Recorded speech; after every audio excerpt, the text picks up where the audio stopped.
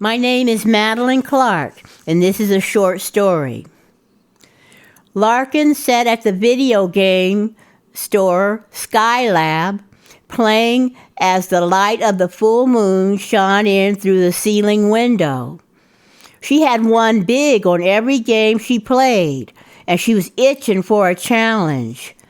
That's when the game called Dreamweaver caught her eye. She had heard the whispers about this game before. It was legendary, and not many dared to play it. So the legend went, if you lost the game, you would lose your life.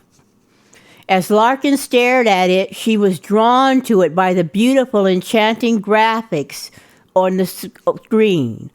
The enchantingly beautiful fairy it was named after was pictured on the screen, her pale, slender hand beckoning Larkin. Mesmerized, Larkin slowly walked over to the game. She positioned herself on the mushroom-shaped stool as comfortably as she could. She put in her coins and reached out her hand. She began to play. A voice came forth from the machine and actually sang to her. It was the beautiful voice of a woman.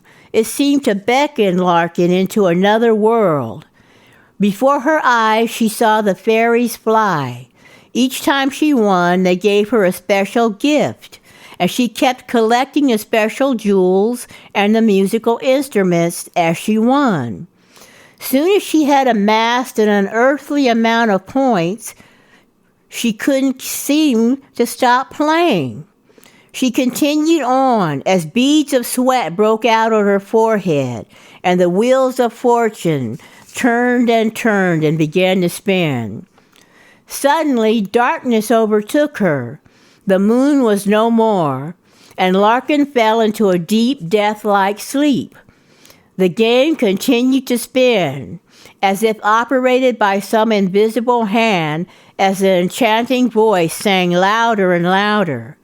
That's when Larkin's green eyes flew open. She was wide awake again. But what she saw on the video game screen was utterly terrifying. The beautiful fairies and woodland shimmering with collected gems was gone. It had vanished. Instead, there was a violent flash of an obsidian screen, and a deep, threatening voice boomed forth from it. You have ventured too far. You're in my domain now.